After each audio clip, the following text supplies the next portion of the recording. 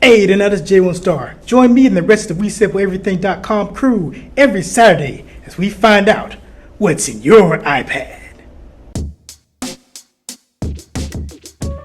What other apps came out? Nothing, right? Oh, Jay, you want to talk about what was it called? Oh, Agonizer. Okay, so let's get into it. You're the only one that has it. We're finna make this a whole big old topic. Let's go. So, like I said, we're gonna end this year, since it's gonna be the last year of the year, we're gonna end it like this.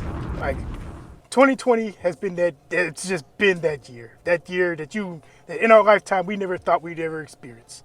And through that, we've been through some hardships. We've lost, we took some L's and different little things. But through all of that, we still found ways, and when other people found ways to basically, through the adversity, still be able to build things, which is cool, and I appreciate that. And probably the one thing I'm getting to is basically I'm gonna be likely 4 YouTubers that we all know, or maybe one of them we don't know, but we can go in there research and be like, okay, yep, that's YouTuber, they got a follow and stuff like that, who went above and beyond the whole thing of doing their videos and said, hey, we're gonna make some apps for the people. Which, when you think about it, at its core, it's like, oh, that's cool, that's nice, that's awesome. And the 4 apps in question, which we're going to go with Agonizer, which is from the man Mpcone, which he's one of the few YouTubers that was about iOS that started from the bottom, and he's where he's at right now. The one with Audio Kit that he made, helped made with Morehouse stuff like that. Then you got the one with Gross, which is the looper with Brambros, and Brambros he's kind of like how we talk about like how Brian's like for the future. Well, Brambros he's kind of like there from across the pond. And then last but not least, Andrew Wong, the person who basically we was inspired to do the one sample for producers. Yeah, for producers, one sample. Yeah. Yeah, and he came out with an app called Flip.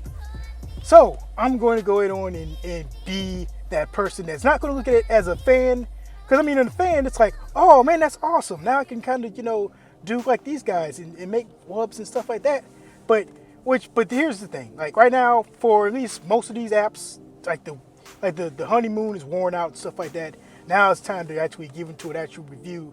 And what I'm going to say, 9 times out of 10, they already know. So I know some folks that get in the comments and start trying to talk back to these folks. They probably already know the setbacks and stuff that's going on with their apps. As a matter of fact, one of them, they're already like, yeah, we already know it's not perfect and we want to do it better, and they're going to try to come up with updates, which for this app indeed, and what I'm going to talk about later on, I really hope they do so. So the first thing let's get to is Agonizer. So Agonizer by Mpcone. So yes, it's monophonic. Yes, you can just make bass and you can make leads and stuff like that. But here's my one little thing. Like for a person who makes bass and makes wubs and stuff like that, because I look at it and I'm like, okay, the first thing I'm gonna do is do what I normally do. Let's see how much wubs I can do. Which is like cool, but the things that I do to make the most wubs is if it has more options. So what I'm so used to is having any type of synthesizer that has more than one filter. Because with more than one filter, you can move in one way and another way through either modulations or through automations, and then that's where you actually get the wubs. And then be able to put those wubs into your volume, through a low pass filter, to a high pass filter, to maybe the amount for FM if that's FM or whatever the case may be. Like I like to have options, and for me to see Agonizer concentrating more or less on wubs, which is cool, but it's like it only has one filter, and I'm like, okay, why would I have one filter on something that makes bass? And if you're trying to do the whole modern bass thing, like one filter, it can go so far, but if you're trying to and like I said, the average Mpcone fans like, oh, all right, I'm loving like Mpcone, hack attack stuff like that, cool. But for me, I'm like, and I actually said this like a couple episodes ago, like now that it's as a full price, you're now in competition with Cypha from Sugar Bytes. And if you pull against Cypha or Sugar Bytes, you got a whole bunch of different types of options. Like you have a whole lot of modulation options.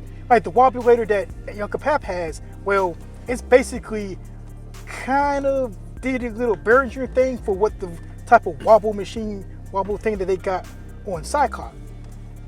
and it's like and right now it's in deep competition with it. It's like I was expecting more, especially from him collaborating with Kai, because Kai, they made Volt, they made those keyboards, they made some effects. So you would think, you know what I'm saying, that they could have done better. Like I said, it's a love letter to his fans, and I get it, and it's a way to get merch. And, I'm not gonna knock that. But as for something to where I can look at this and like, you know what, this could be a game changer, this could replace something for me, is not going to be able to do that. So there's that. I'm gonna talk briefly about the one app that for AutoKit that he made basically, and Cheez already knocked on that. Was like, well, let's see, what other apps do that? Oh, there's the gospel music. All their apps pretty much do the same thing. Plus you get more value, and then if push comes to shove, it's based off of Mark III. So it's like if you got your sampling game right, you don't even really need that app. Plus, if it's AutoKit, there's a good chance that it has that silent, heavy fat. It's like you download it, it's light, but then as soon as you start playing it on something, it starts getting fat. Like that's kind of the tendencies of AutoKit. And so that's all I'm going to speak on that. And like that one got a higher view because out of all the 4 YouTubers, I think him and baby Andrew are probably like the top high following. Now the third one, which I haven't really messed with, but it was kind of more secret, was Gauss, the Gauss sampler, the Gauss looper. That one I think hit it out the park. And for the fact that Brand Bros actually kept it a secret, and the other dude kept it a secret for that long, and then surprised, and it did everything it was supposed to do right out of the box, and there wasn't really no fluff or any mess up and stuff like that. Like I think that was the one that's probably the most successful, but it's more or less going to be more slept on because he doesn't have more followers that say either Henny or Andrew. And Andrew was the last one I'm going to talk about. So Flip, I got it, and it's like, okay, $79.99. This is actual steal. It's like, it's not gonna beat Beatmaker 3, obviously, but it has some things where it's like, oh, you know what? I could put drums in here. I could have all this set up in these 9 pads, and I'm good to go. But there is one big glaring issue that just hurts my soul. So, not only is it not AUV3, not only is it not IAA, you can't even find it in Audio Bus. Wait, this joint is just straight up just standalone, just by itself. It is just a stand-alone. The only saving grace for Flip is that it didn't have anything to do with it. Is the fact that Apple finally got off their butts and made the files system what it is today. If it was like 4 or 5 years ago, it would have been Flip is a flop. Flip is an absolute flop. Because it's like, okay, because it's like you couldn't put anything into it. It was just, but what I'm saying is like because at that point you couldn't put nothing in there, and then okay, you can export out, but then how can you do that? Because remember 5 years ago, we was having different convoluted versions of doing audio copy and paste, and the files app and the file system was something that we was on, but we didn't know it was going to ever exist. And so like if you take that to it was the iTunes file shit. You know what I mean? Yeah. So if you didn't have a computer, you was asked out. Yeah. So it's like it's fun to play with, but it's like in its current state, you can't go. You can export stuff and you can import stuff, but if it weren't for that, but if you want to try to play it on with say AUM or your DAWs and stuff like that, you can't even do it. Did anybody catch? He did an interview with Yoka Pack, I think. Did anyone I saw a little bit of it, and that's what I was saying. He said, I could do better. There's some more things I wanted to do. So I'm on the hope. I'm playing the hope game that he's going to go and be like, all right, we need to put at least AUV. Like, that's what I was going to ask you, Jay. Either Did put it Yoka AUV3. ask him if he's going to put that in? I didn't. Like I said, I didn't watch the whole thing. But yeah, I didn't either. I just caught literally a piece, and I was like, oh, I'm gonna come back to it. But I didn't catch the piece that I caught. He was just saying how he basically the other guys built it. He's not a coder. He don't know coding or anything. He just basically told them what he wanted type shit. That's all I saw. So I don't know if Yoka Pack asked him, like. I mean, probably 9 times out of 10, he probably, if he didn't say it during the interview, probably after the interview, probably like, yo, like I peeped it, this is some things that you need to talk to them and say you need to add this in there, and they should be able to add it in there. Like that's bottom line. They should be like he should talk to his coder like, yo, I need AUV3 capability, or and if they can't even do that, if they don't know how to do it, or say, hey, reach out to Audio Bus, reach out to these folks right here, and they'll show you how to do it. Because right now, it's a toy. Yeah. In the year 2020, it's an absolute toy. That's like something that it's like necessary, the five of us, we can do the workarounds. But if you're talking about someone that's looking at this and like flip and thinking, hey, I can actually make this as a workflow, that's a big red flag. I seen a couple of people use it. And, when they dropped, they was like, yo, flip sample, mess with it. I ain't like honestly at that day I was just like, I don't feel like buying no apps. You know what I mean? So I didn't get it. But like, now that you say that the joint is just straight standalone, like it don't play well with others, like I'm glad I did not cop kind that. of a turn off. Yeah. You know what I mean? Because like there's just keeping it real. Yeah. And there's like other apps that do that too. Like for example, it's not even out on iOS though. But like the they got the ISP1200 that was supposed to have been dropped for iOS, but it only came out for the computer or whatever. Like even with that one, like they wasn't gonna have MIDI on that because like they was like, oh, the MIDI protocol for iOS is difficult or something like that. And so like they had to like make some workaround to make it, but like but they never actually brought the iOS one out. And I was actually like I was like, I've been waiting, but I'm actually kind of glad that they didn't, because I think it would end up being like some just like this, where it's just by itself. You can't use it with nothing else. And like, I mean, like,